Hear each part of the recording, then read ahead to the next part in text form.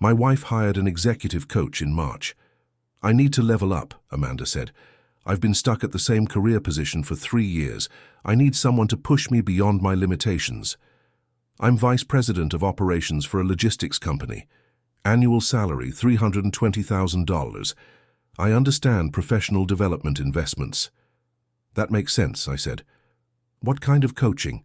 James Hartwell. He's certified through the International Coaching Federation, works with C-suite executives on leadership presence, strategic thinking, executive communication. She showed me his website. Impressive credentials. MBA from Stanford. 20 years of corporate experience before transitioning to coaching. Client testimonials from Fortune 500 executives. His rate, $800 per hour. Premium pricing, but justified for high-level executive development. How often will you meet? Weekly sessions, sometimes bi-weekly when he has availability. He's very selective about clients. $800 per hour. Weekly sessions, roughly $200 monthly. We could afford it. Amanda made $95,000 as a senior marketing manager. If professional coaching helped her move into director-level positions, the investment would pay for itself. The first month, I noticed positive changes. Amanda seemed more confident. She spoke differently about her work, used new frameworks for strategic thinking, referenced concepts from her coaching sessions. James says my biggest limitation is imposing self-doubt.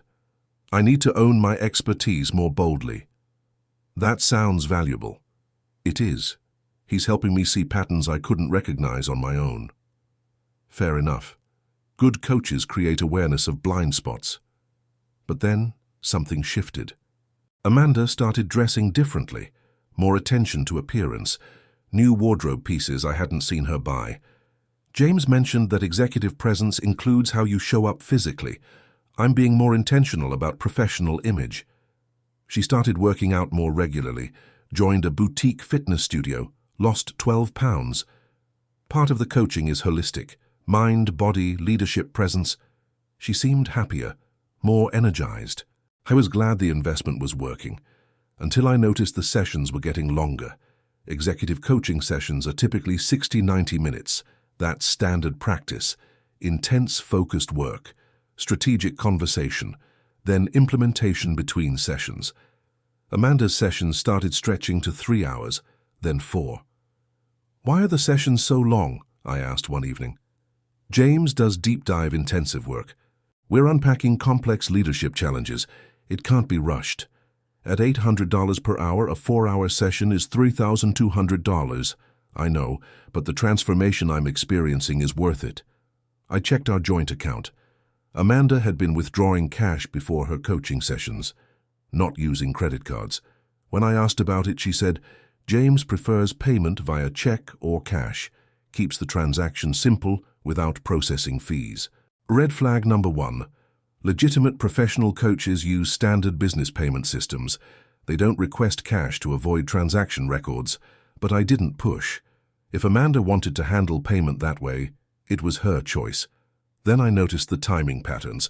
Coaching sessions were scheduled for Tuesday and Thursday afternoons, always between 2 p.m. and 6 p.m., but Amanda worked full-time.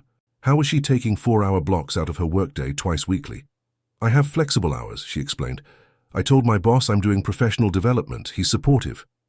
I called Amanda's boss, someone I'd met at several company events over the years.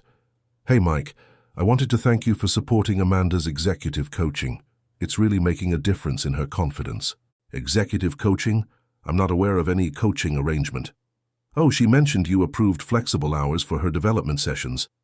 Amanda has flexible hours generally, but she hasn't mentioned anything about coaching to me.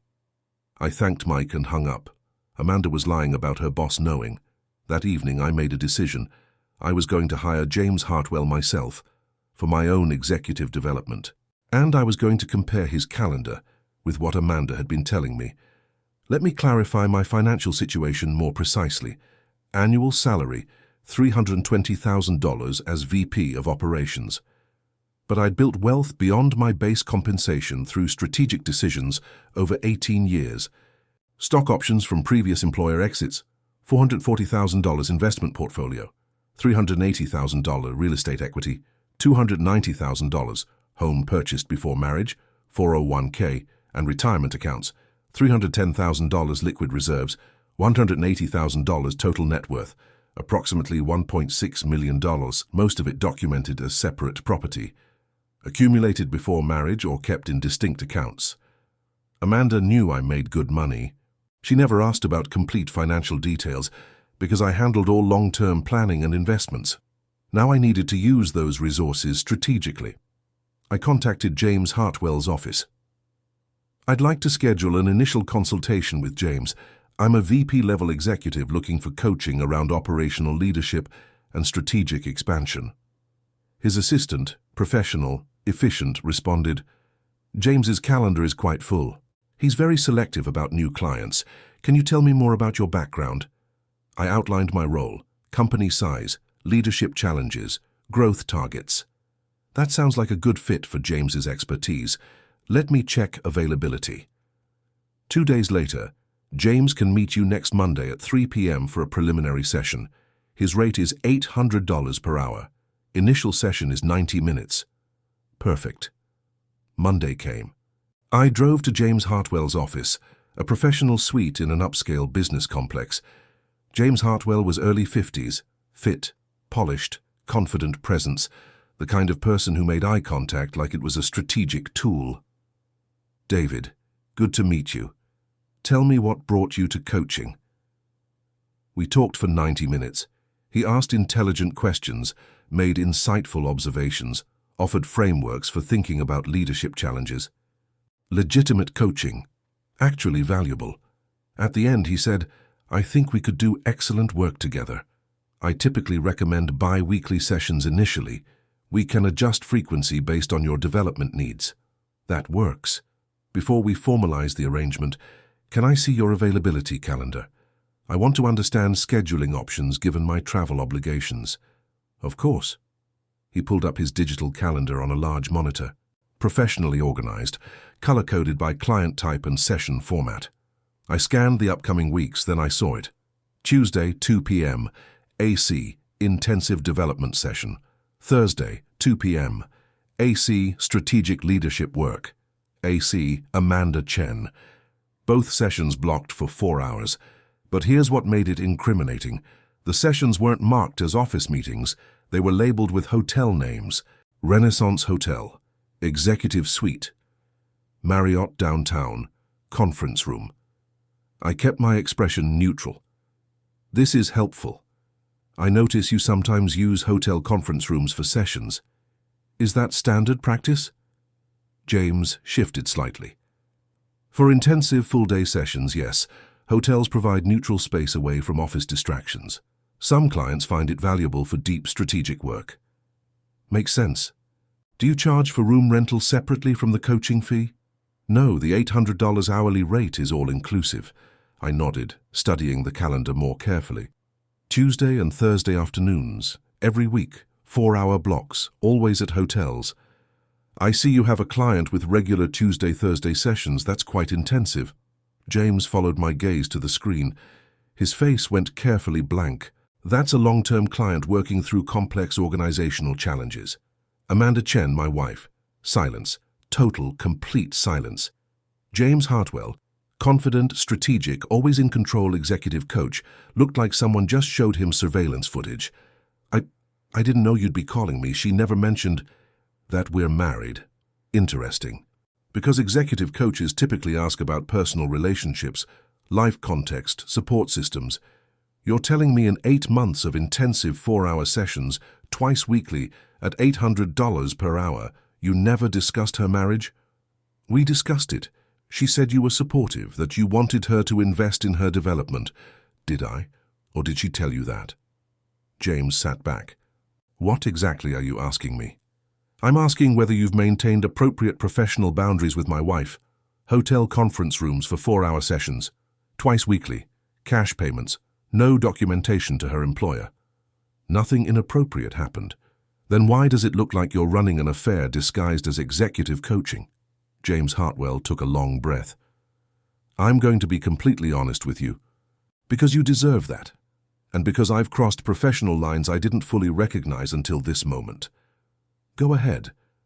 The coaching started legitimately. Amanda came to me with real career development goals. We did genuine strategic work, leadership frameworks, communication skills, executive presence. And then? Then she started requesting longer sessions, said she needed deeper work. Processing not just career challenges but life challenges, identity questions, marriage dynamics. Did you redirect her to therapy? I should have. That's the ethical boundary. Coaches aren't therapists. But she insisted it was all tied to her professional growth, and I convinced myself that was true. The hotel sessions? Her idea. She said she couldn't think clearly in my office, needed space that felt removed from her daily context. I agreed because it seemed like valid developmental work. For 4 hours twice weekly at hotels, I know how it looks. But nothing physical happened. We talked. She cried sometimes, worked through feelings about her career, her life, her sense of self. While I paid the mortgage, and she paid you $800 per hour for emotional support disguised as coaching. James didn't argue. I pulled out my phone, opened my contacts list, turned the screen toward him. Do you know who this is? James looked at the name, his face went pale. Robert Chen, COO of TechCore Solutions. My former colleague. We worked together for 6 years before I moved to my current company. You have a $240,000 annual coaching contract with TechCore's executive team, including Robert. I scrolled to another contact. Jennifer Martinez, Chief Operating Officer at Meridian Financial. You coach their VP of Strategy, another $180,000 annual contract. Another scroll. David Park. He runs operations at Catalyst Industries, your newest Fortune 500 client, $160,000 in coaching fees this year alone. James was staring at my phone like it was a weapon pointed at him. Total, $580,000 in annual corporate contracts, almost your entire revenue base, all with COOs and senior operations executives. I put the phone away. We meet quarterly. Operations Leaders Summit. Denver, Chicago, Atlanta. We share best practices, vendor recommendations. We also share warnings about vendors who cross professional boundaries. Please, here's what's going to happen, James. You have 2 options. I leaned forward. Option 1. I tell Robert, Jennifer, and David that you've been using executive coaching sessions as cover for 4-hour emotional affairs in hotel rooms with clients' spouses. I explain that you took $51,200 from my wife for hotel consultation sessions disguised as leadership development. I forward them your calendar showing the pattern, the locations, the billing structure. I let them make their own decisions about whether they want someone with your boundary issues coaching their executive teams. James looked like he might be sick. Or option 2? Option 2. You refund every dollar Amanda paid you, all $51,200, in full, within 7 days. Then you donate that exact amount to an actual women's empowerment charity, one that provides real professional development and mentorship. You do it in Amanda's name. Then you write a resignation letter to the International Coaching Federation. You cite personal reasons. You surrender your credential voluntarily before they investigate. And then you leave this city, Portland, Seattle, Austin, I don't care where. But you close your practice here and start over somewhere else. Do all of that and I say nothing to my network. Your corporate contracts stay intact wherever you relocate. Your reputation remains clean enough to rebuild. Long silence. Or, I said calmly, I make 3 phone calls this week, and you lose $580,000 in annual revenue before the quarter ends. Your choice. James's voice was barely audible. How do I know you won't go to them anyway? Because I don't need to. You'll be gone. My wife will have divorced me. And you'll have learned that emotional affairs disguised as coaching cost exactly what you charged for them. I need time. You have 7 days to wire the refund, 14 days to show me proof of the charitable donation, 30 days to be out of this city. Non-negotiable. I stood up. One more thing. If I ever hear you're running hotel intensive sessions with married clients again, anywhere, I don't call you. I call whoever's signing your corporate contracts, and I show them this conversation. I left his office, drove home, and waited for the wire transfer. It arrived in 6 days. The divorce was finalized in 5 months. Amanda kept her coaching funds and retirement accounts. I kept my separate property investments. We split joint accounts and home equity. She received $175,000. Fair for a marriage that had been emotionally outsourced to a professional coach. James Hartwell's coaching credential was suspended pending ethics review. 6 months later, the suspension became permanent. He moved to Oregon, started over in corporate consulting where boundaries are clearer and cheaper. I sold our house, got $65,000 over asking, seller's market. Then I made an interesting decision. I bought that small house in the mountains, 2 hours from the city.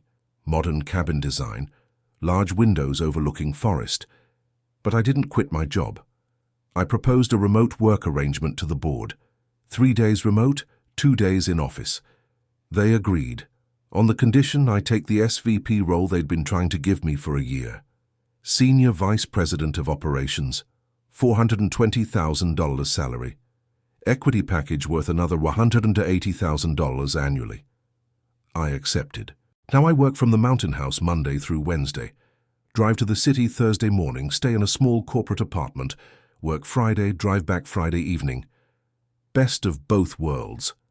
The mountain property? I Airbnb it on weekends. I'm not using it. Pulls in $4,500 monthly. Covers mortgage and generates profit. I hike every morning I'm there. Cook simple meals, read on the deck. I date. A trail guide who teaches wilderness survival. A scientist studying forest ecosystems. A writer working on her second novel. Real conversations. Nobody charging hourly rates to pretend to care. Amanda tried reaching out once, asked if we could process the divorce together with a mediator. I declined. Some things don't need processing, they need ending. James's coaching files sit in encrypted storage, not as a wound, as a reminder. A reminder that professionals who cross boundaries eventually lose credentials, and people who outsource intimacy pay premium rates for temporary validation. I traded 800-hour coaching drama for $420,000 salary and a mountain retreat that pays for itself. Not revenge, just better ROI on emotional energy.